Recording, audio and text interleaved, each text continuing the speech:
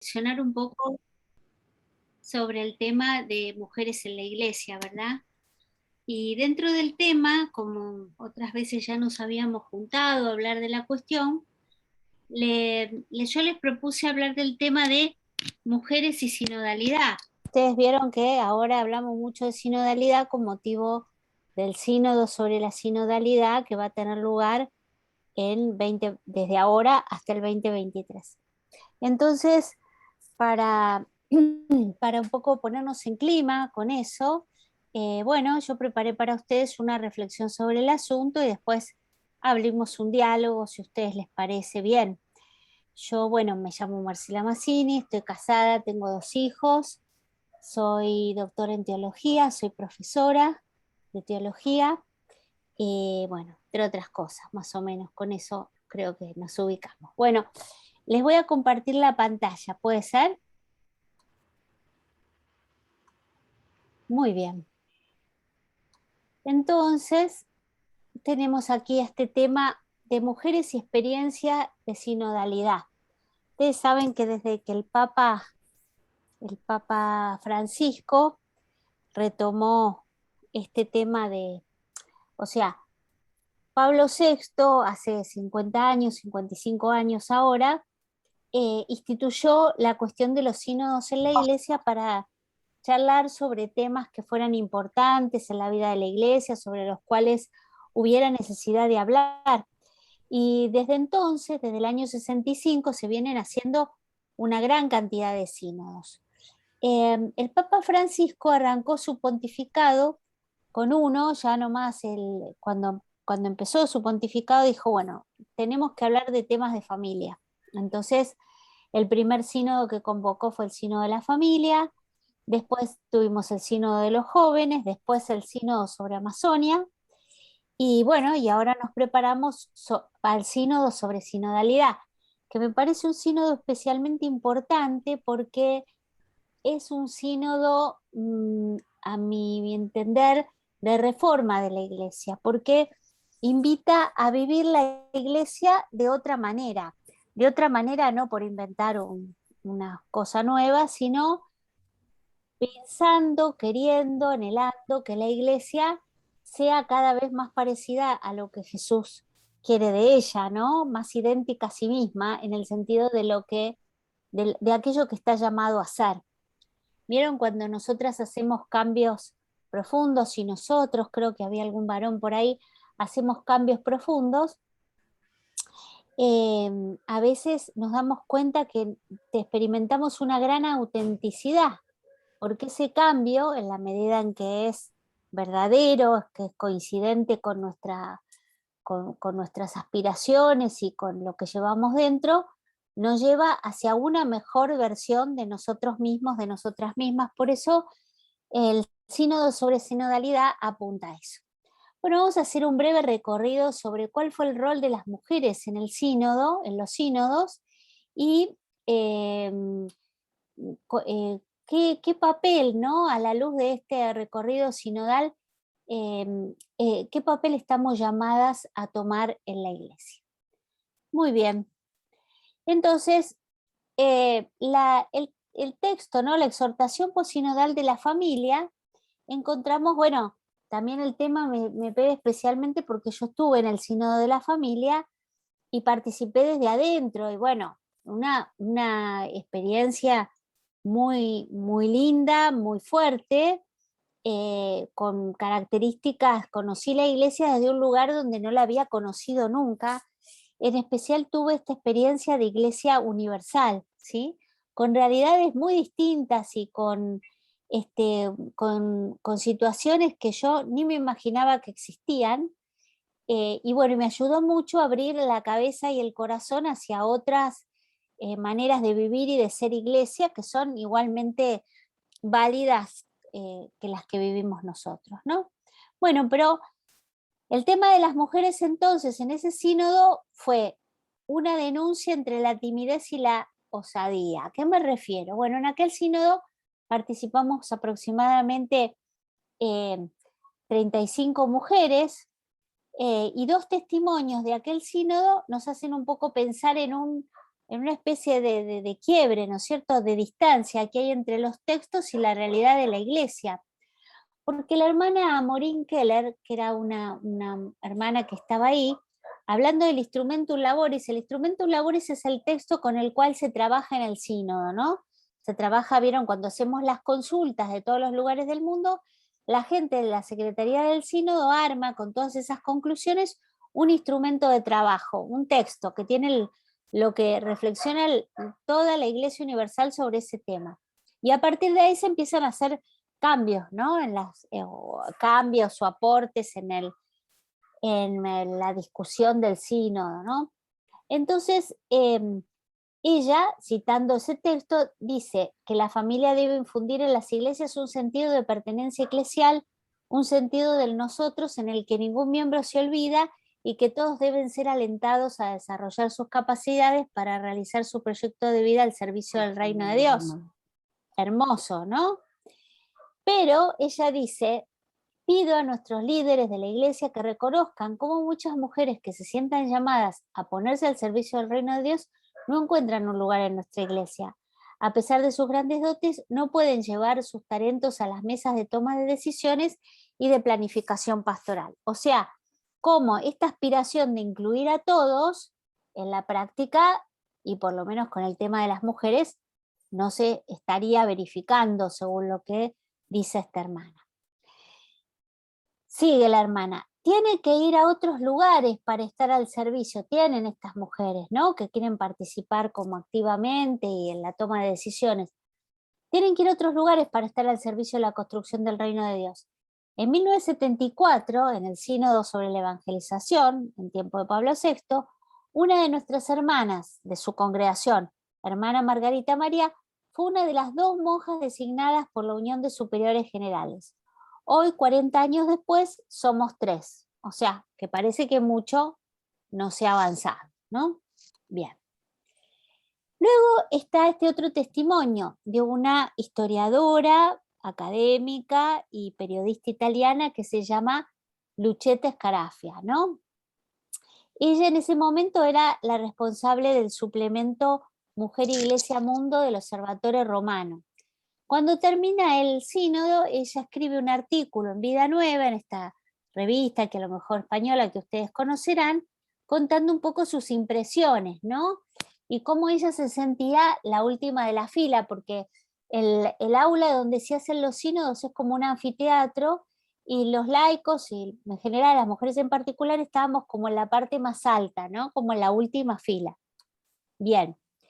Entonces ella dice: pero las mujeres son casi invisibles y cuando en mi intervención hablo con fuerza de ello, lamentando su ausencia, también cuando se discute un tema como la familia se me considera muy valiente. A ver, acá hay alguien que... ¿Cómo se llama esta señora? Se llama Luchetta Scarafia. Así, mira, se escribe. Este es su libro que se llama Desde el último banco, que ella escribe sobre las mujeres en la iglesia. Luchetta Scarafia. Bueno, vuelvo un poquito para atrás. Bueno, ella comenta eso, ¿no? Cuando hablo de esta ausencia, de esta invisibilidad, se me considera muy valiente, muchos aplausos y hasta un buen número de padres que me da las gracias, padres sinodales, ¿no? Quedo un poco sorprendida, pero después comprendo que al hablar yo con claridad, les he evitado a ellos hacer otro tanto. O sea, que es algo que, según su parecer, resulta bastante evidente en la iglesia, ¿no? Bueno, posteriormente ella escribe este libro, Desde el último banco, sobre el lugar de las mujeres en la iglesia, y dice ella, ¿no? Bueno, sí, vamos a querer conseguir ese libro, tal cual. Sí, lo edita PPC, a mí me lo regalaron, pero debe estar aquí en Argentina, en PPC Argentina. Con escribir a PPC Argentina bastaría saber dónde lo podemos conseguir, porque habla un poco de la historia de las mujeres en la iglesia, ¿no? Cómo las mujeres estamos siempre ocupando todos los, uno va a misa, la mayoría son mujeres, la mayoría de catequistas son mujeres, las que organizamos cosas son mujeres, las secretarias parroquiales somos mujeres, pero a la hora de tomar las decisiones no estamos en los lugares donde se toman las decisiones, o al menos no la mayoría de nosotras, ¿no? O no en paridad con los varones. Muy bien. El Papa, hay que decirlo, está esforzándose por desarmar este clericalismo. Muy bien.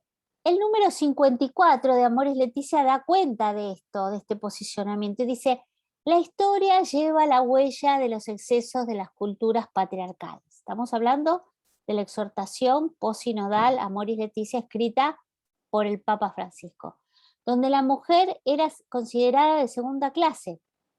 Hay quienes consideran que muchos problemas actuales han ocurrido a partir de la emancipación de la mujer, pero este argumento no es válido, es una falsedad, no es verdad, es una forma de machismo. La idéntica dignidad entre el varón y la mujer nos mueve a alegrarnos de que se superen viejas formas de discriminación y de que en el seno de la familia se desarrolle un ejercicio de reciprocidad. Si surgen formas de feminismo que no podemos considerar adecuadas, igualmente admiramos una obra del Espíritu Santo en el reconocimiento más claro de la dignidad de la mujer y de sus derechos, ¿no? Viendo ya que en el movimiento feminista hay muchos tipos de feminismo, no se puede hablar del feminismo, ¿m? Y tampoco el feminismo es lo contrario del machismo, ¿sí? Porque hay muchas, ya les digo, ideas sobre lo que significa este rol de las mujeres en la sociedad y en el mundo, etc. Entonces, que algunas reacciones sean exageradas no significa que el reclamo por la igualdad de derechos en la sociedad y en la iglesia no sea absolutamente válido, ¿no? Muy bien. Segundo sínodo, la exhortación apostólica posinodal del sínodo de los jóvenes, Christus Vivit. ¿Qué pasó en el sínodo de los jóvenes? Bueno, las tensiones siguieron. Antes que empezara el sínodo aparecieron todas estas hermanas, que parecen hermanas muy tradicionales y ya la mayoría de ellas son mujeres de edad, ¿eh? Pidiendo que las mujeres puedan votar en el sínodo, ¿no? Que traían estos cartelitos que decían Votes for Catholic Women, ¿no? Y se pusieron con ese cartelito de votos para las mujeres católicas afuera de donde se estaba celebrando el sínodo. Bien. Bueno, ¿qué dice el documento en su número 42? Por ejemplo, una iglesia demasiado temerosa y estructurada puede ser permanentemente crítica ante todos los discursos sobre la defensa de los derechos de las mujeres y señalar constantemente los riesgos y los posibles errores de esos reclamos. En cambio, una iglesia viva puede reaccionar prestando atención a las legítimas reivindicaciones de las mujeres que piden más justicia e igualdad. Puede recordar la historia y reconocer una larga trama de autoritarismo por parte de los varones, de sometimiento, de diversas formas de esclavitud, de abuso y de violencia machista. Con esta mirada será capaz de hacer suyos estos reclamos de derechos y dará su aporte con convicción para una mayor reciprocidad entre varones y mujeres. El deseo del Papa también, ¿no? Aunque no esté de acuerdo con todo lo que propongan algunos grupos feministas. En esta línea, el sínodo quiso renovar el compromiso de la Iglesia contra toda clase de discriminación y violencia sexual. Esa es la reacción de una Iglesia que se mantiene joven y que se deja cuestionar e impulsar por la sensibilidad de los jóvenes. Entonces, mientras los textos hablan mucho de estas relaciones de igualdad, diferentes pero iguales, como solimos decir, ¿no es cierto? Varones y mujeres somos diferentes, también como somos diferentes todas las personas, pero aspiramos a una equidad en los derechos, ¿sí? Bueno, los textos van en esta dirección, pero la realidad parece no ir en la misma dirección. Bien, entonces avanzamos a Querida Amazonia. Podemos decir que hay un avance en Querida Amazonia porque miren esta foto, ¿no? Había un poquito más de 35 mujeres, pero no se crean que tantas más. Pero ya la foto dice algo, ¿no? Si ustedes hubieran visto la foto de los auditores con el Papa, que nos sacamos con el Papa en el Sínodo de la Familia, todo el mundo estaba como mucho más distante y más en una foto protocolaria. Acá todas estas mujeres fueron muy cerquita del Papa también a expresar este deseo de unidad. Bueno, de ese sínodo participó esta amiga mía que se llama Birgit Weiler, que es una teóloga alemana que hace 30 y pico de años que vive en Perú, por eso participó del sínodo de Amazonía. Em, y bueno, ven también alrededor de 35 mujeres, estamos casi en el mismo número, pero con una mayor representatividad. Birgit dice que con la Asamblea Eclesial Latinoamericana, ¿no? Esta que estamos por terminar en noviembre, estamos ante un momento de gracia para avanzar en el camino hacia una iglesia plenamente sinodal, siguiendo los aprendizajes e inspiraciones del Sínodo de la Amazonía y el método ver, iluminar y actuar a lo que se une el escuchar.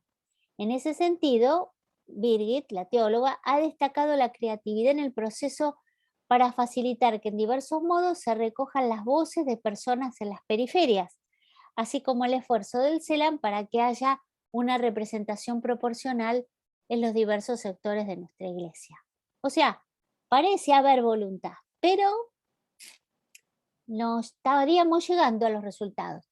El espíritu tiene un papel fundamental en el proceso sinodal, así como dejar atrás nuestros apegos y abrirse al sensus fidei, dice Birgit. Escuchar de manera continua, continuar los procesos aplicando los frutos de la escucha. Ella reflexionaba sobre el concepto de autoridad, que no tiene solo un carácter jurídico, reconociendo la importancia de los aportes del pueblo de Dios, también de las mujeres, cuyo papel en la iglesia debería ser incrementado. En este sentido, habla del manejo del poder en la iglesia que tiene que ser entendido desde el servicio, desde una relación de igual a igual, desde la apertura de nuevos ministerios y mayor participación de todos los fieles en la misión de la iglesia. Un camino que lleve a superar el clericalismo y a colaborar con gozo a generar una cultura sinodal en nuestra iglesia. Muy bien. En este contexto surge que el Papa nombra en la Secretaría del Sínodo a la hermana Nathalie Becquart, que va a ser la primera mujer con derecho a voto en un sínodo. Ustedes me dirán, una en más de 300 personas como votan en el sínodo es muy poco, pero considerando que es la primera, es un gran paso, ¿no es cierto? Es un gran paso. Ya uno cuando pone un pie en una habitación ya empezó a entrar, ¿no? Bueno, el 6 de junio de este año, en una conferencia ya decía, en los últimos sínodos hubo más participación de las mujeres y hubo mujeres más jóvenes. Eso habla de una participación y una conversión sinodal de la iglesia. Todavía seguimos en ese número de 35, pero las mujeres participan un poco más.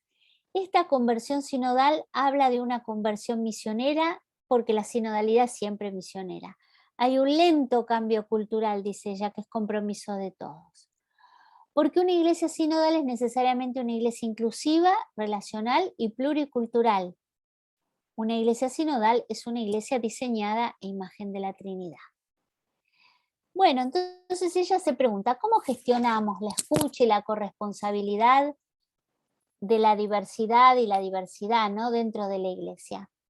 Y ella dice, hay que salir de la forma patriarcal, que es una forma eclesial de dominio, hacia una forma más relacional, que nos lleva a escuchar la voz de los más vulnerables.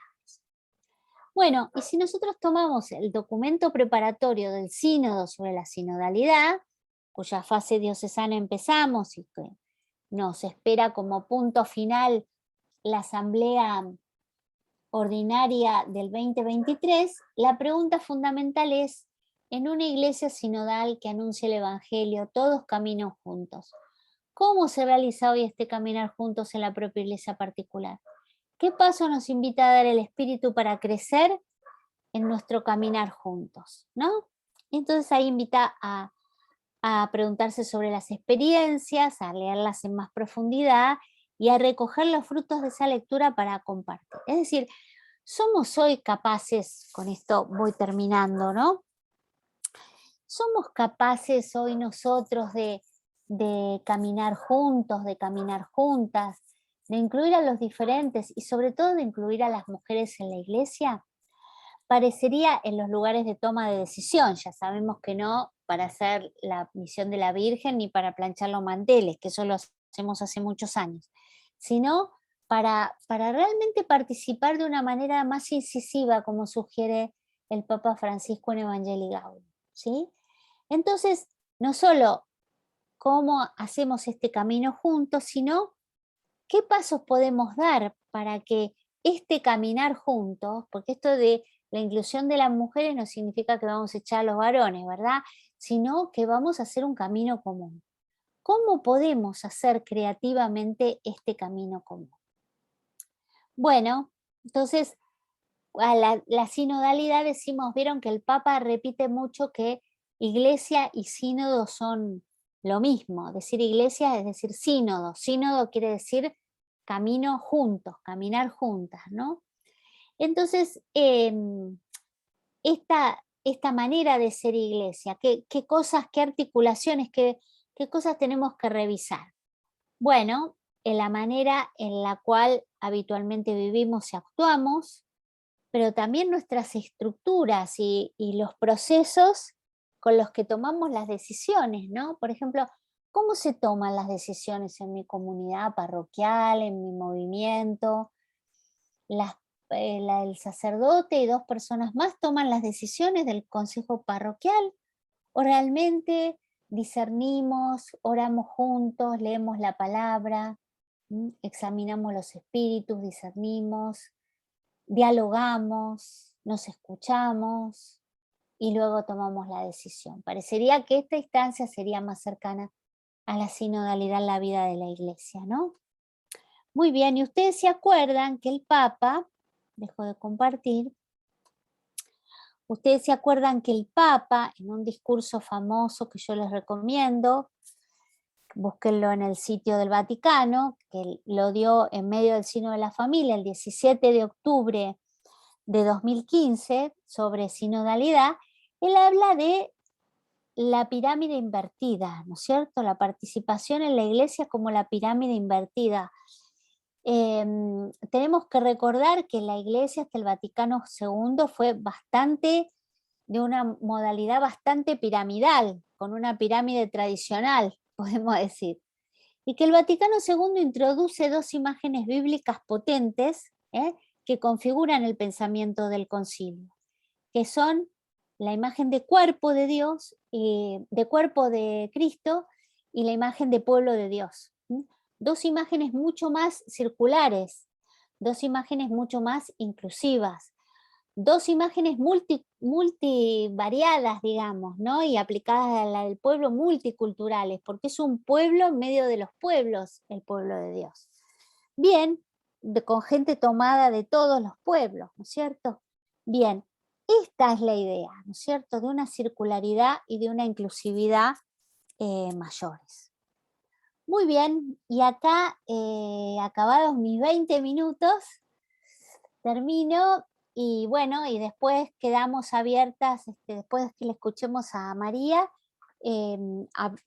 guárdense las preguntas que tengan y abrimos el diálogo y charlamos un poco entre todos si les parece bien.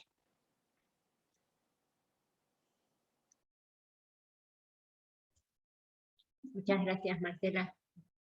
Hermoso. María, te escuchamos.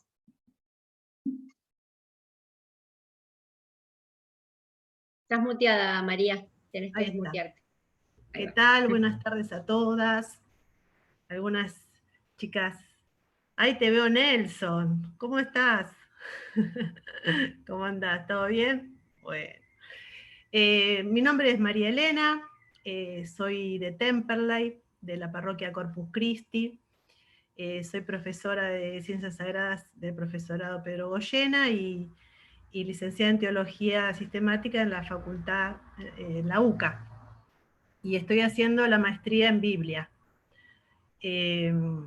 Bueno, gracias Marcela por su gran síntesis, como siempre, brillante, hermosa. Y creo que uno de los caminos y que se fue abriendo esta brecha de de mirar a la mujer, ¿no? De hacerla visible, porque el tema es la invisibilidad de la mujer, fue el aporte de muchísimas teólogas, ¿no? Teólogas biblistas que abordaron la Biblia poniendo una mirada muy especial en la mujer. Y de esa manera, yo creo, no sé Marcela si estás de acuerdo, que esa mirada bíblica de la mujer hizo que también diera fuerza a todos estos pensamientos, ¿no? No solo que parten desde la sociología o de la psicología, el feminismo, sino también de lo bíblico.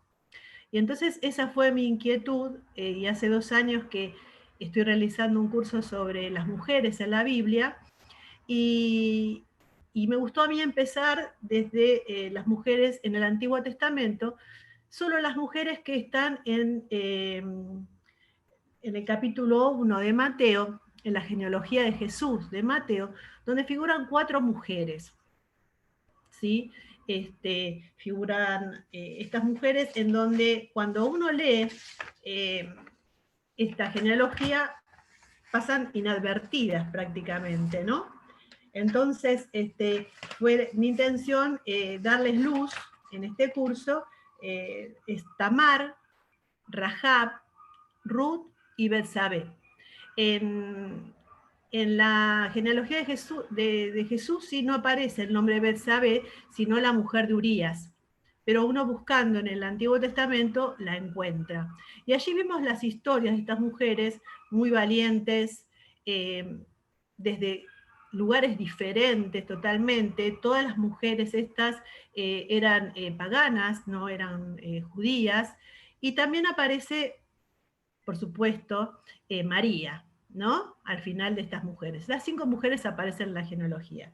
Les hago esta introducción porque es importante partir desde la mirada que tenía el pueblo de Israel sobre la mujer, como estamos hablando del patriarcado, ¿no? Y de, bueno, hoy decimos machismo, en esa época no estaba ese término, pero sí patriarcal, ¿sí?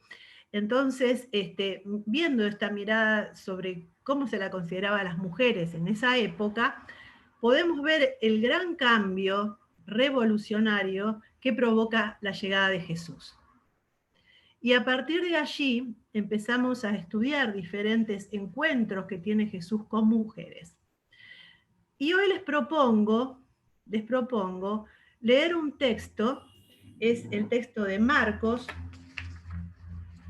Si alguno tiene la Biblia, y si no, lo vamos a presentar, ¿sí? Entonces la propuesta es la siguiente. Como me gusta hacer exégesis, les voy a proponer una manera, dentro de lo que es el análisis narrativo de un texto, un breve ejercicio para que todos podamos tomarlo en cuenta a la hora de leer un texto, ¿no? Otra de las tantas maneras que hay para leer los textos, desde la espiritualidad, desde la oración, pero hoy lo vamos a ver a través de un ejercicio de exégesis. El primer paso que se realiza para un estudio de un texto narrativo es la lectura detallada del texto. Así que les propongo que lo sigan en la pantalla y yo se los voy a leer. La mujer sirofenicia, Marcos 7, 24, 30. Jesús partió de allí y se fue a la región de Tiro. Entró en una casa y aunque no quería que la gente lo supiese, no logró pasar inadvertido. Enseguida, una mujer que había oído hablar de él y cuya hija estaba poseída por un espíritu inmundo, vino y se postró a sus pies. Esta mujer era griega, sirofenicia de nacimiento, y le rogaba que expulsara de su hija al demonio. Él le dijo: espera que primero se sacien los hijos, pues no está bien tomar el pan de los hijos y echárselo a los perritos. Pero ella le respondió: sí, señor, pero también los perritos comen bajo la mesa migajas de los niños. Él entonces le dijo, por eso que acabas de decir puedes irte. El demonio ha salido de tu hija. Volvió a casa y encontró que la niña estaba echada en la cama y que el demonio se había ido. Es un texto que seguramente ya lo deben haber leído varias veces, lo deben haber escuchado, pero lo que yo les propongo es hacer una lectura más detallada y van a ver cómo van a aparecer palabras, signos de esta mujer, la personalidad, la forma de presentarse ante Jesús, que nos va a ir dando datos acerca de lo que significó para esta mujer ese encuentro con Jesús. Entonces vamos a ver el otro texto donde hablamos de cómo se realiza uno de los métodos exegéticos. El primer paso que tenemos que hacer con respecto a un texto, que hoy no lo vamos a hacer porque, digamos, nos llevaría mucho más tiempo del que tenemos, pero bueno, es la lectura del texto de manera detallada y marcar los límites de la unidad narrativa o perícopa. Eso sería un microrrelato donde definimos el principio y el fin de ese relato y los criterios de elección, que son tiempo, lugar, personajes y tema. Es decir, cómo nos damos cuenta dónde empieza y dónde termina una perícopa. Por ejemplo, bueno, este texto es bastante, nos ayudan los títulos, ¿no? Si bien no tenemos que tenerlos en cuenta a la hora del análisis narrativo, pero sí nos ayuda muchísimo en este caso. Hay algo importante que si vamos al versículo anterior, al 23, dice, todas estas perversidades salen de dentro y contaminan el hombre. Es decir, Jesús está hablando, antes de este texto que vamos a leer, acerca de la doctrina de lo puro y lo impuro. Entonces, lo que continúa en el versículo 24, dice, Jesús partió de allí. Es decir, claramente estamos hablando de una nueva perícopa o unidad narrativa. No está el mismo tema de lo puro y lo impuro, y además tenemos un verbo que es partir, es decir, que estaba en un lugar y se fue a otro, ¿sí? Entonces, tenemos allí lo que yo le decía, el tiempo, el lugar es otro, y el tema también es otro. Y vamos a ver que los personajes son otros que los que estaban antes. ¿Y por qué decimos que termina allí, en el 30? Porque dice, en el 31, se marchó de la región de Tiro y vino de nuevo por Sidón al mar de Galilea, atravesando la Decápolis. Es decir, que cambia de lugar. Cambia de lugar y hay otra curación, que es la del sordomudo. Entonces podemos estar seguros que esta unidad narrativa empieza en el 24 y en el 30. ¿Sí? Entonces, una de las maneras de poder, ustedes se preguntarán, ¿es necesario hacer este estudio para interpretar un texto?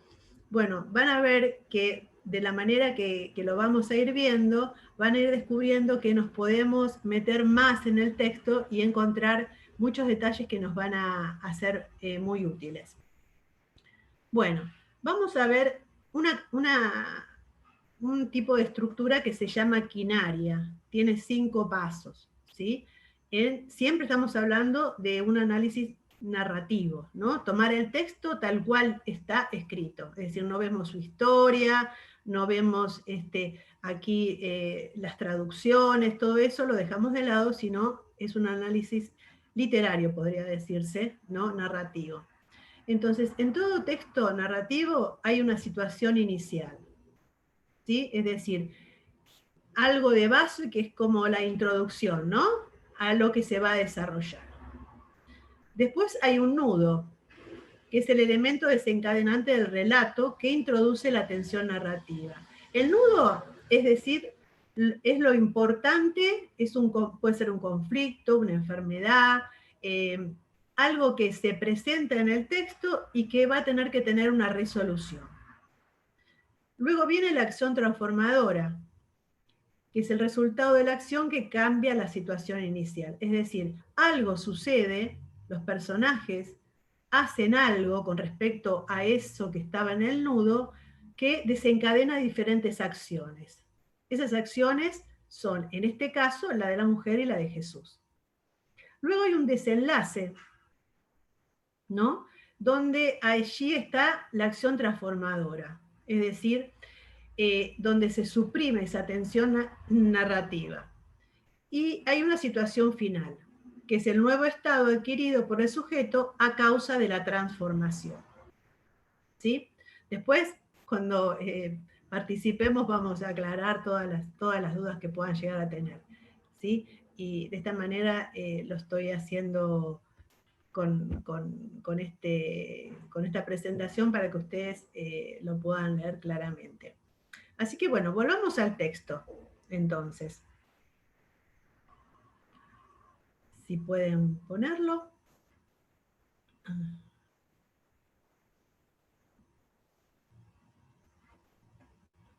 Ahí está. Yo lo separé así, por supuesto en la Biblia están los versículos de manera corrida, pero lo separé así porque de esa manera uno puede ir encontrando la estructura. ¿Sí? Lo primero que tenemos que hacer, y es práctico hacerlo, transcribir el texto en una hoja y tener marcadores, ir subrayando, ¿no es cierto?, los personajes. Por ejemplo, acá tenemos en el primer en el 24, a Jesús, ¿sí? Después tenemos a la mujer. En el versículo 25 dice una mujer, no dice, no la nombra, y esta es una de las características, digamos, que siempre nos fijamos en las mujeres en la Biblia, que no aparecen nombres. La mayoría de las mujeres no tienen nombre, no son nombradas, ¿sí? A lo mejor se les nombra por el lugar, pero son muy pocas las nombradas. Bueno, en este caso, sí la ubica socialmente, y a lo mejor, digamos, en cuanto a su economía también. Dice que es griega, porque recordemos que Tiro es una ciudad muy, muy próspera, donde se practicaba el comercio, y una de las ciudades más importantes. Era sirofenicia de nacimiento, y después dice lo que hacía, ¿no? Le rogaba, le pedía, es decir, esto de rogar da la imagen de desesperación. A lo mejor se arrojó a sus pies, no especifica, no detalla mucho Marcos lo que hizo la mujer, pero sí que rogaba. Y acá está el diálogo, muy importante, y quiero que se fijen bien en este diálogo, porque creo que es muy especial y debe ser uno de los únicos que hay de esta manera. Dice, él le dijo, espera que primero se sacien los hijos, pues no está bien tomar el pan de los hijos y echárselo a los perritos. Bueno, acá hay varias palabras que son, por ejemplo, el pan es metafórico. Nuria Venegas dice que el pan tiene el significado de sanación, ¿no? Es la metáfora de la sanación. Y el tema de los perritos, perros se le llamaban a los paganos, los judíos llamaban perros a los paganos. Entonces es una expresión bastante fuerte. Para la época era normal, para nosotros es bastante fuerte, y más en boca de Jesús, ¿verdad? Es decir, como que nos desubica un poco, es decir, Jesús le contesta a esta mujer de esta manera, es un poco fuerte. Pero es una contestación que es provocadora, una contestación que la mueve a ella a una respuesta. Y además, él le dice, espera. Esa palabra, espera, significa que él le da no cierra la puerta del todo, ¿no? Le da como una brecha para que ella entre al diálogo.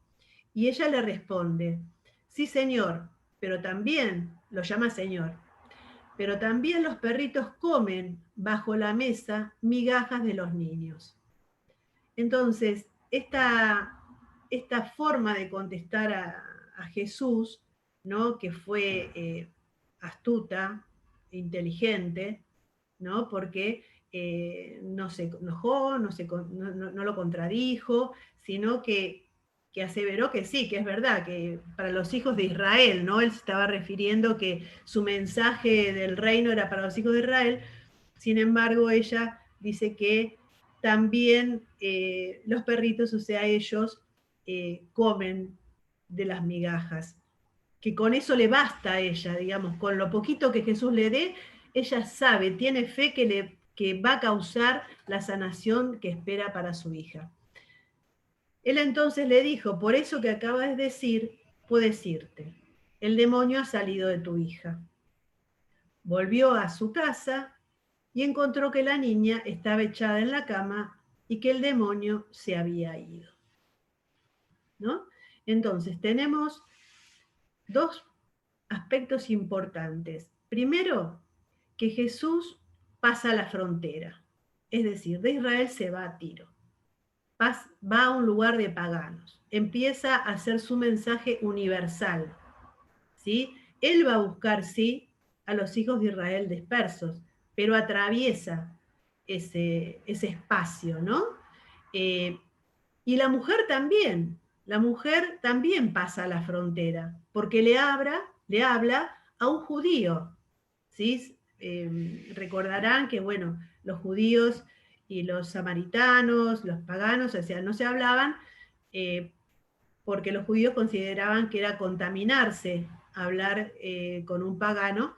Entonces, por lo que estaba hablando anteriormente, el texto de la ley de la impureza, ¿no? Eran considerados impuros si tenían algún tipo de contacto con paganos.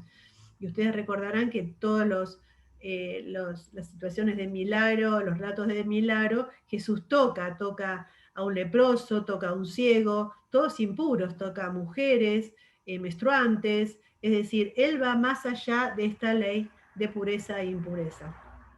Entonces él atraviesa ese límite y esa barrera. Y eso nos tiene que mover también a nosotros con este tema de la sinodalidad, que también es atravesar fronteras, ¿no? Atravesar fronteras y tener un diálogo con el otro, que es importantísimo. Y acá se establece un diálogo. Él habla, ella escucha y le responde. Y frente a ese diálogo de apertura, de confianza, de fe de la mujer y de misericordia de Jesús, la mujer logra lo que fue a buscar, que era la sanación de su hija. ¿Sí? Así que bueno, hay mucho más para hablar del texto, pero me gustaría que ustedes, a ver qué les dice este texto, ¿sí? Y cómo lo resolverían, cuáles serían los versículos que ustedes considerarían que es la situación inicial, cuál es el nudo, qué versículos son el nudo, cuál es el desenlace, ¿no? La acción transformadora y el desenlace final, ¿sí? Así que bueno, los invoco para que puedan participar y que podamos analizar este texto de esta manera. Esta es una parte de un análisis narrativo. A mí me gusta, después de hacer un análisis y poder que todos se expresen, bajarlo a lo pastoral, ¿no? Ustedes de qué manera presentarían este texto en una reunión de pastoral, bajo qué circunstancias, frente a qué situaciones de conflicto o de evangelización, podríamos utilizar este texto para hacer esa charla, ¿no? Así que bueno, les abro la discusión y para que ellos puedan participar y lo vamos haciendo entre todos. ¿Qué les parece?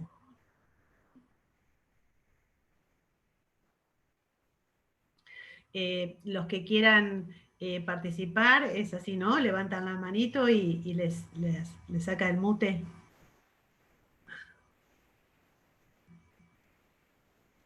María Ángeles, ¿no? Está manejando, ¿o no? Sí, el que Bien. quiera participar puede desmutearse y Ah, participar. bueno, cada uno. Ah, bueno, bárbaro. Estamos Está todos bien. habilitados a desmutearnos, sí, sí. Ah, bueno, está bien. Bueno, sí. ¿Alguien se anima? Acá no, nada está ni bien ni mal, ¿eh? Todo está bien. Hola, hola. Hola. Hola. Hola, ¿me escuchan? Hola Trinidad, sí te escuchamos. Hola, ¿cómo están? Bien, bien. Bueno, mira, yo te voy a contestar desde lo que me parece, por supuesto, ¿no? Por La supuesto, sí, sí. la situación inicial está planteada en el versículo 24. Bien. Y en el versículo 25 también, ¿no? Cuando entra en escena la mujer. ¿No? Presenta el contexto donde Jesús parte de un lugar, llega a otro, entra en esa sala, en esa casa de incógnito. Sí. Y también ingresa una mujer que había oído hablar de él, ¿no? Sí. Pero hasta ahí nomás, digamos, ¿no? Porque ahí mismo ya se desata la situación El nudo. de conflicto, claro, ¿no? El nudo, donde la mujer se tira a sus pies, le pide que por favor eche al espíritu, eso es el versículo 26, 27, él responde, se pone crítica a la situación, en el versículo 28 la mujer le contesta al Señor, ¿no? Le responde al diálogo del Señor y a continuación, en el versículo 29 se ve el desenlace, ¿no? Donde a ver, si Jesús le dice, porque lo que acabas de decir puedes irte, ¿no? El demonio salió de tu hija. Bueno, la mujer en el versículo 30 sí continúa y finaliza el desenlace, ¿no? Eso es lo que yo puedo ver. Y en respuesta, ¿en qué situación pastoral presentaría este texto? Y lo haría ante una situación pastoral donde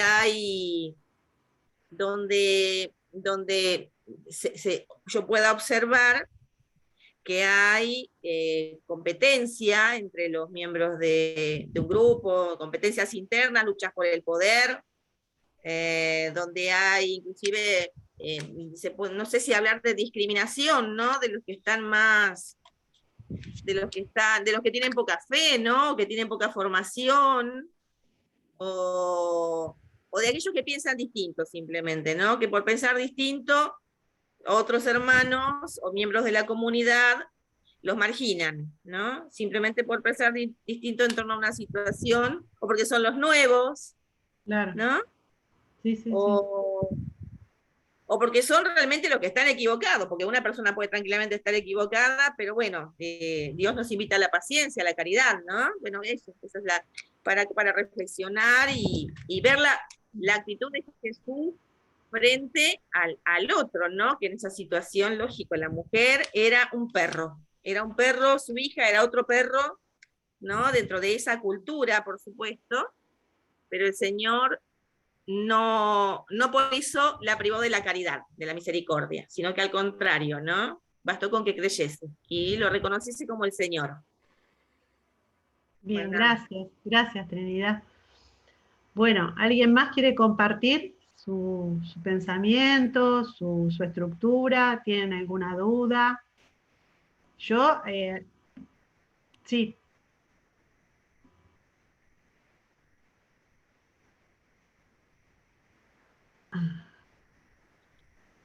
Ahí está.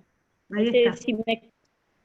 Sí, yo totalmente de acuerdo con los pasos que dijo Trinidad, y lo que también se me ocurre que podría aplicarlo sería en un lugar, en un momento, en un grupo de poca fe, ¿no es cierto? En ese de insistir, y me hablas de Jesús, de llamad y se os dará, pedid y recibiréis.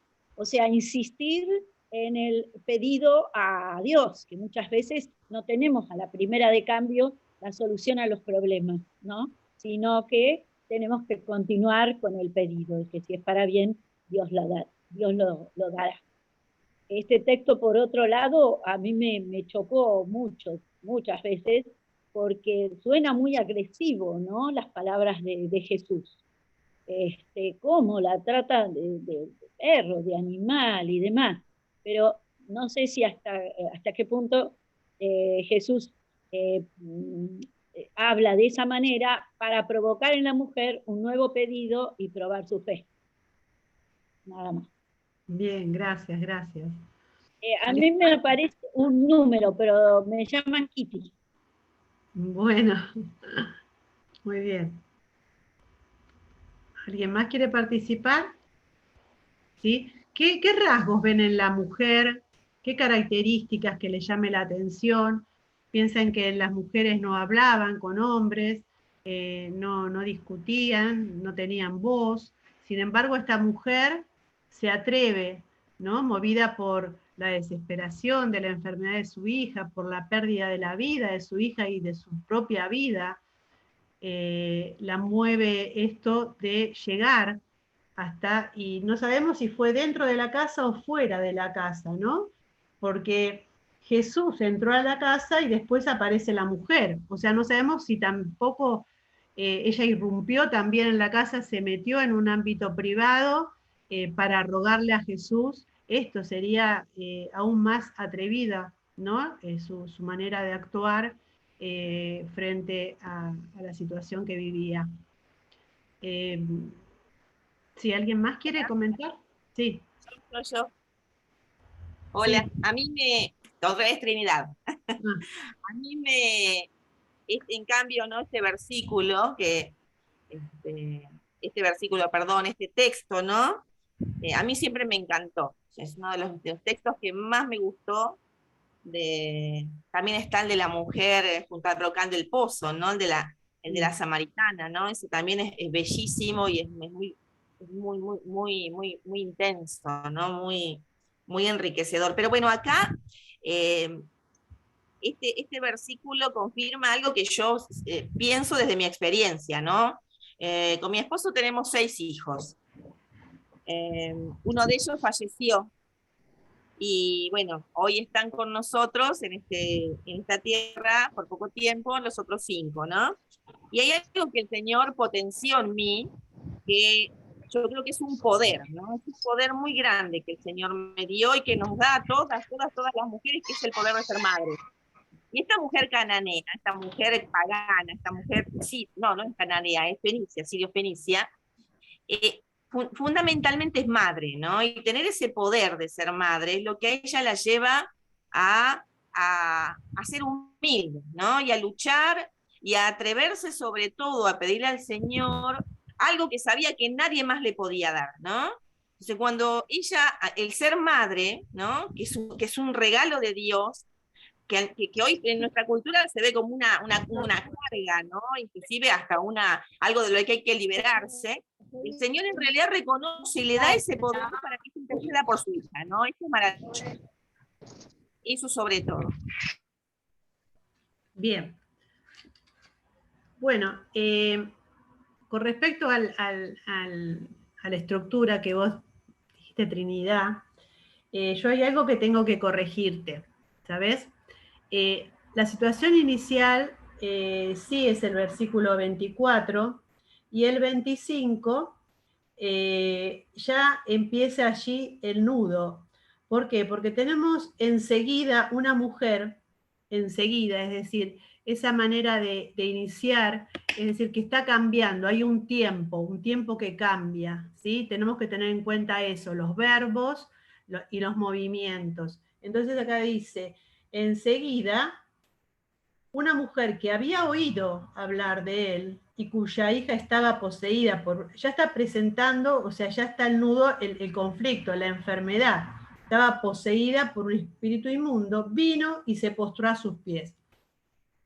Todo ese versículo es el nudo, y esta mujer era griega, hace como un paréntesis, ¿no? Para presentarla, algo que es bastante llamativo en Marcos, porque vieron que los textos de Marcos son bastante breves, son muy rápidos, ¿no? No hace mucha descripción de los lugares ni de las personas, sin embargo acá se detiene, ¿no? Y hace una explicación una presentación bastante importante, que era griega, sirofenicia, ¿no? Y lo que hacía, le rogaba que expulsara de su hijo al demonio. Allí tenemos el nudo, es decir, el conflicto, la mujer que entra en la casa, que se pone a sus pies, que le ruega a Jesús y que presenta la enfermedad de la hija, poseída por un demonio. Sabemos que las posesiones de demonios, muchas veces en esa época, a las enfermedades, podría esta chica sufrir de epilepsia, alguna enfermedad, otra enfermedad psíquica, algún problema de salud, ¿no? Entonces, como estas enfermedades no tenían una explicación, por supuesto, desde la medicina, se las atribuía a la posesión demoníaca. Entonces, cuando empieza el diálogo, en el versículo 27, cuando él le habla, ahí ya empieza la acción transformadora. Es decir, Jesús es el que inicia, ella le ruega y él es el que inicia el diálogo. Allí empieza la transformación de la mujer, ¿sí? De la madre, como decís Trinidad, ¿no?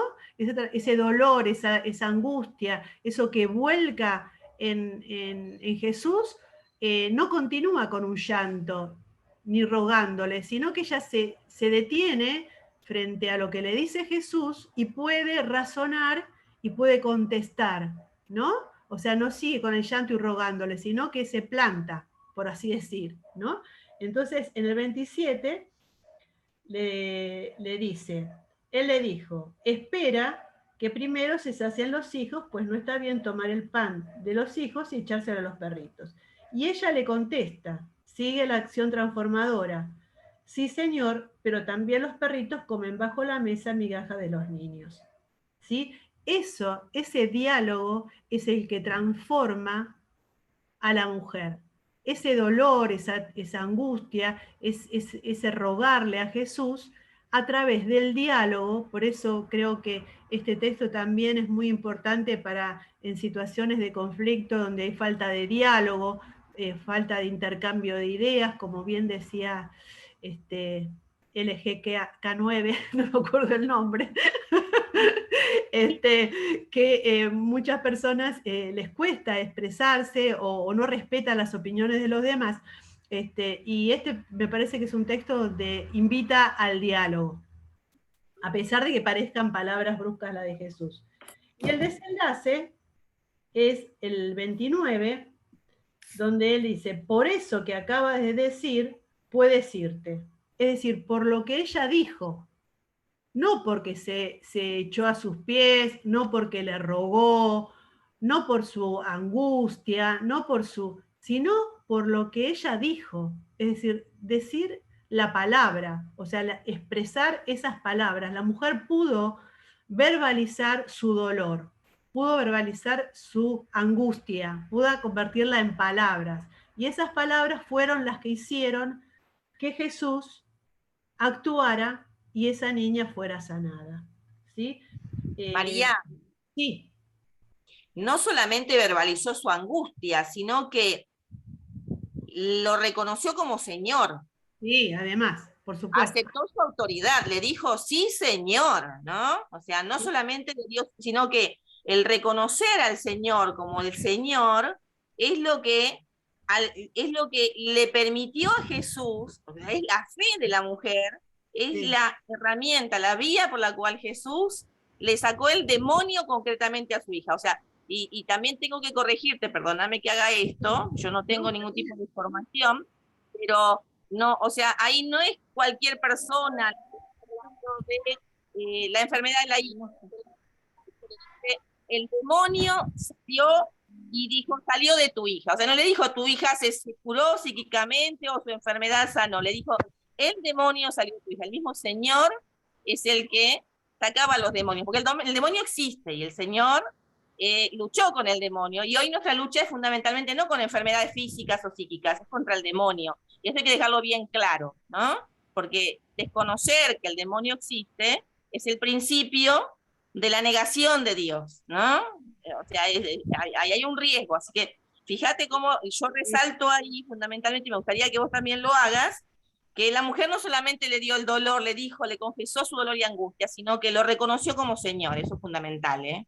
Sí, eso es fundamental, Gracias. pero te aclaro que en la interpretación que hacemos es una interpretación narrativa y por acuerdo entre todos los exégetas y teólogos, se considera que si bien sabemos de la existencia de los demonios, por supuesto, y es muy probable que en este texto pueda llegar a ser un demonio, pero lo que yo aclaro que también cuando se habla de posesiones demoníacas, tiene que ver con enfermedades, ¿sí? Con enfermedades, no con una posesión demoníaca, ¿sí? No siempre es así. Así Perdón bueno. que interrumpa, pero Patricia tiene levantada la mano. Y después también, si quieren, si alguien tiene preguntas para Marcela, pueden ir Bueno, compartiendo en el chat o también bien. abrir el micrófono. Me gustaría que Marcela me diga algo del texto, después de Patricia. Sí, Patricia. Sí, cuando vos habías preguntado cuál era la actitud de la mujer, yo veía una mujer segura de lo que quería, sabía a dónde iba y trayéndola a este camino sinodal, donde nosotros tenemos que caminar a la par de los hombres, porque por el bautismo no somos iguales y no hay diferencias. Me parece que esa actitud es la que tenemos que tener, como la de esta mujer, segura de lo que quiere para ponernos en camino, trayéndola a nuestro tema que tenemos este año hasta noviembre de la sinodalidad. Eso quería compartir. Gracias. Marcela. Sí, me gustaría escuchar a Valentina, que también hace un ratito que tiene la mano levantada. No la había visto. No, yo simplemente quería contarles una anécdota que cuando yo hice catequesis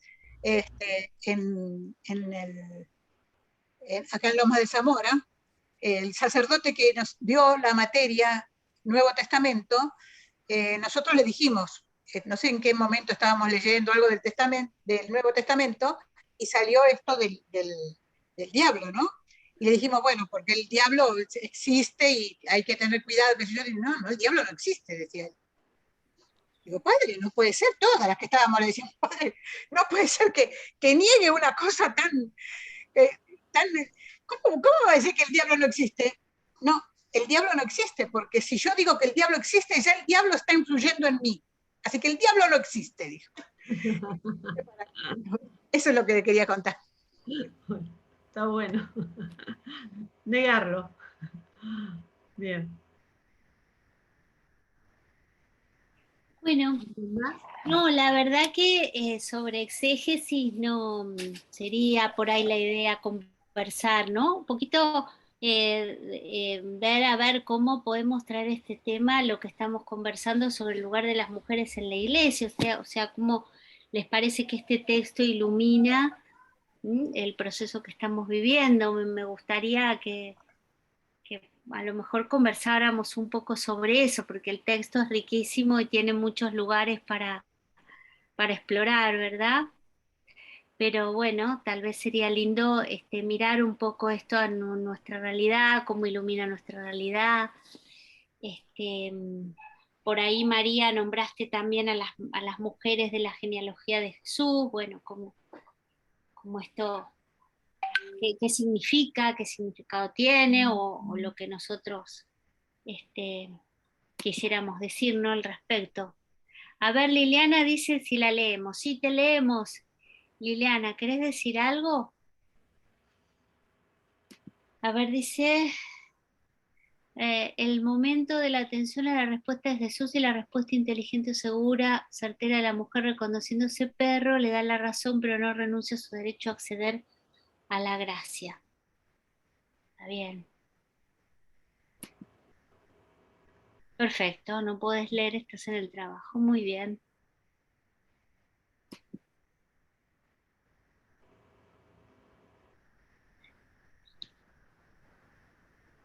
Bueno, no sé, tal vez en las comunidades de ustedes la participación es totalmente plena de las mujeres, y todas toman decisiones, a lo mejor en otras no. Analía, ¿querés decir algo? Analía, ahí, Sí, levanta la mano. sí, justamente, bueno, por lo que estaban hablando, el tema de cómo, o sea, cómo esta mujer que aparece en este texto también es es una de esas mujeres que son de alguna forma no reconocidas porque no sabemos su nombre, porque no sabemos su historia, pero no deja de ser un personaje fuerte porque en definitiva ella consigue lo que quiere, llega, va para adelante. Y una de las cosas que a mí me llamó la atención y que no lo pude decir antes porque estoy teniendo problemas con internet y cada 2 por 3 me saca de la reunión, pero bueno, era que justamente ella dice en el versículo 24, dice, en el 25, enseguida una mujer cuya hija estaba poseída por un espíritu impuro, oyó hablar de él y fue a postrarse a sus pies. O sea, esto también quiere hacer mención a que cómo ya se lo conocía al Señor, que era una persona abierta, que era una persona que cualquiera si podía llegar, que solo tenía que tener fe, que eso es también lo que después se demuestra en lo que a medida que va pasando el texto, pero yo creo que tiene que ver más con eso y más con el tema de la misericordia del Señor, que ella se animó, aún siendo mujer y aún no teniendo la posibilidad en esa época quizás de expresar su opinión, de llegar a él y conseguir que su hija sea curada. Y creo que es un claro ejemplo de que no tenemos que quedarnos, tenemos que seguir adelante y tenemos que avanzar desde el discipulado, que el ejemplo lo tenemos, es seguirlo a él y seguir, bueno, viendo todas estas mujeres que de alguna forma no son quizás tan mencionadas, pero están ahí presentes y están haciendo camino, y justamente lo que comentaste vos, Marcela, se sigue haciendo camino, o sea, hay que Claro. seguir adelante. Claro, además vos fíjate que en el Nuevo Testamento Jesús establece una revolución copernicana respecto del trato con las mujeres, ¿no? Sabés que en el mundo del Antiguo Testamento, del Israel de los tiempos de Jesús, ni las mujeres ni los niños eran testigos válidos en un juicio, por ejemplo. Eran consideradas como menores de edad, como personas no reconocidas como adultas, como de plenos derechos. Y esto también se trasladaba a lo religioso. De manera que cuando encontramos a las hermanas de Lázaro sentadas a los pies de Jesús, que es la postura típica del discípulo, de un rabí, Jesús se manifiesta como un rabí revolucionario, que acepta discípulas. El sentado enseña y las discípulas están a sus pies como están los discípulos. Y él acepta mujeres en su compañía, las mujeres que los asistían con sus bienes, ¿no es cierto? Que también leemos en el Evangelio. Y de hecho las que están al pie de la cruz, las que llegan hasta el pie de la cruz, y María Magdalena como dice el Papa, apóstol de los apóstoles, porque les anuncia la resurrección a los apóstoles. Entonces, acá vemos que Jesús plantea algo revolucionario, que es un discipulado de iguales, ¿no? Tan revolucionario como es el Evangelio mismo, ¿no es cierto? Entonces, bueno, Jesús cuando habla de esto y luego el Nuevo Testamento, en el capítulo 3 de Gálatas, Pablo va a decir, en Cristo no hay judío ni griego, esclavo ni hombre libre, varón ni mujer, porque todos ustedes son uno en Cristo Jesús. Bueno, hay una legitimidad, ¿no es cierto? Y María preocupada por cocinar, dice Lili. Sí, bueno, como que eso, ¿no? En el sentido de que lo que está muy lindo de lo que vos traes, Analía, es que nosotras tenemos que ir a conquistar esos lugares, tenemos que ir a pedirlos, porque está en el proyecto de Jesús, no es que ahora me hago la loca feminista y voy a pedir un lugar a la iglesia, no, está en el proyecto de Jesús, en lo que Jesús plantea. Entonces, si queremos ser fieles a lo que Jesús nos pide, vamos y buscamos ese lugar, ¿no es cierto? Buscamos ese lugar junto a los hermanos y a las hermanas, no por encima, no por abajo, junto a los hermanos y hermanas, porque también lo dice Jesús, ¿no? Respecto al poder, los jefes de las naciones los dominan, los oprimen con su poder, entre ustedes no tiene que ser así. Bueno, entre nosotros no es así. Juntos vamos a la escucha del Espíritu en iglesia, etc. Y eso que es una perogrullada lo que estoy diciendo, estoy absolutamente consciente de que es una perogrullada, puede ser muy revolucionario en un mundo tan fragmentado, en un mundo tan dividido, en un mundo tan enfrentado, como son revolucionarias la mismísima bienaventuranza, ¿no es cierto? O el mandamiento nuevo, no más que eso. Bueno, muchas gracias. María Ángeles, vos tenés ahí la manito levantada. Sí, no, un comentario cortito, porque me quedé pensando entre la lectura y lo que veíamos al principio. Y a mí algo que me sorprende de Jesús con los encuentros con las mujeres siempre, y sobre todo en este texto, Jesús cambia de planes cuando la escucha. Jesús hace otra cosa, ¿no? Jesús escuchó a la mujer y cambió sus planes, ¿no? Ese diálogo con la mujer, Jesús se dejó interpelar por la mujer, ¿no? Y fue sinodal. Jesús le dio esa participación eclesial que nos nombrabas, Marcela, al principio, que decía, ¿no? Jesús la hizo parte y hasta cambió sus planes por ella, ¿no? Jesús, con la mujer, a todas las mujeres con las que ha tenido estos encuentros profundos, Jesús se deja transformar también por ese encuentro, porque ella fue sanada, su hija también, pero él entra en ese diálogo y el diálogo no es unidireccional, no es de Jesús para con ella, sino que la escucha y cambia sus planes, ¿no? Eso me parece sorprendente y creo que eso ayuda a la construcción de esta parte de esta dimensión sinodal de la iglesia que estamos queriendo transitar y estamos construyendo juntos y juntas. Claro, claro. La iglesia como comunidad de iguales, ¿no? Ni más ni menos. Y Marcela, con lo que decías vos de volver a la iglesia de Jesús, ¿no? Volver a ese diálogo, esa igualdad entre los hombres y las mujeres en el trato. Yo creo que son múltiples los caminos por los cuales vamos a llegar finalmente a ese volver, a esa conversión de la iglesia.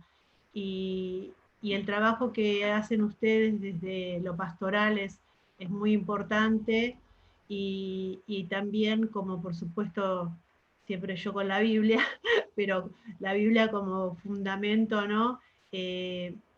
Profundizándola, conociéndola, amándola, y siguiendo a Jesús, creo que vamos a lograr esto que propones, Marcela, que lo veo como algo muy, muy próximo, muy factible. Bueno, ¿Hola? Sí, tendríamos que ir terminando, María Ángeles, ¿no es cierto? Sí. Perfecto. ¿Ya querés decir algo? Sí, responder a Marcela Mazzini, a la señora Mazzini, un poquito para las preguntas que ella hacía acerca de qué experiencia tenemos en nuestras comunidades, ¿sí? Bueno, yo una experiencia que tengo para contar muy breve es que cuando estaba cursando mi cuarto embarazo, el quinto embarazo, el cuarto lo había perdido, murió el bebé, así que con mi esposo, a los 2 años, encargamos a nuestro quinto hijo, que nació, fue una hija, Faustina se llama hoy.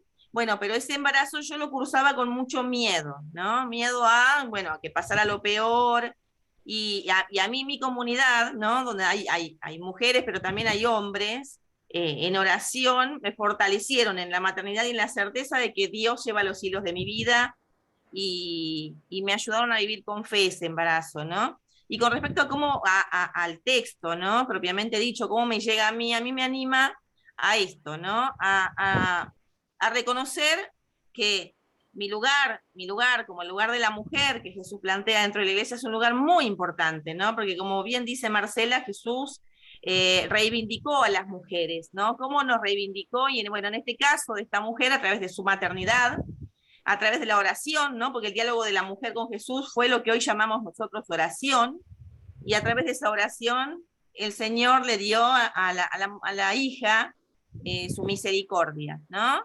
Es un camino bien concreto, bien claro que el Señor nos marca hoy de nuestro lugar dentro de la iglesia, ¿no? El lugar de la fe fuerte, las mujeres fuertes, mujeres de convicción, mujeres de mucha oración, mujeres de misericordia y al servicio, y sobre todo reconociendo al Señor como el Señor. Bueno, esto es todo lo que quería decir. Gracias.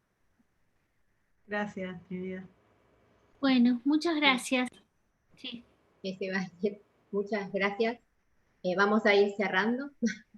No sé, Marcela, si querés aportar algo más, como para cerrar el tema, no sé, María. Bueno, no. Ya cerramos. Les agradezco que hayan participado a este encuentro. Espero que sean muchos, ¿no? Porque vamos creciendo en la fe, en el conocimiento, en la búsqueda, ¿no? De todo lo que vemos y necesitamos de la iglesia y la mujer especialmente dentro de la iglesia. Así que bueno, les agradezco a todos. Bueno, muchas gracias. También agradecerles mucho el espacio. Y Analía, ¿querías decir algo? Tenés tu mano levantada. Sí, sabés que justamente te iba a pedir si había alguna forma o algún lugar donde buscar la presentación que hiciste. Sí, se la mando a María Ángeles, está igual, está todo grabado, pero se la mando a María Ángeles el PPT para, si lo quieren, con mucho gusto, lo comparto, sí, sin ningún problema. Bárbaro, buenísimo, sí, porque la verdad que tomé nota, pero hay cosas que no llegué y la verdad que me pareció súper interesante la presentación de las dos. Lo que llegué, sí, de María, bueno, pude hacer una copia e ir trabajándolo, pero bueno, me faltaban cosas de lo tuyo y la verdad que me gustaría después tomarme el tiempo y volver a verlo y ya con el Evangelio al lado. Perfecto, se lo mando a Flavia, María Ángeles, que tengo contacto, y ella después lo pasa, ¿sí? Gracias. Muchas gracias. Esta charla también está siendo grabada, así que en algún momento seguro que lo vamos a subir al canal de YouTube para que también la puedan compartir y podamos seguir iluminando a través de Marcia y de María. Perfecto, muchísimas gracias.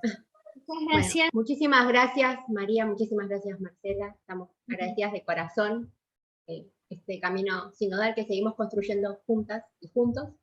Y a todas gracias y a todos gracias por sumarse y participar de este espacio cesano de formación.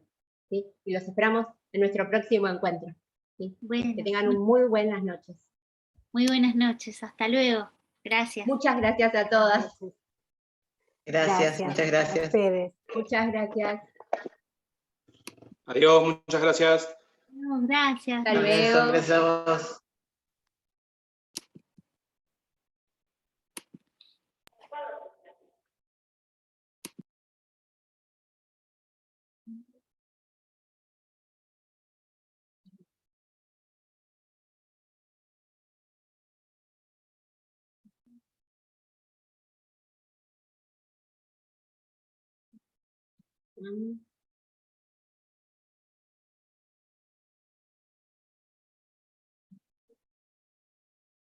Ya, esperen que pongo para grabar.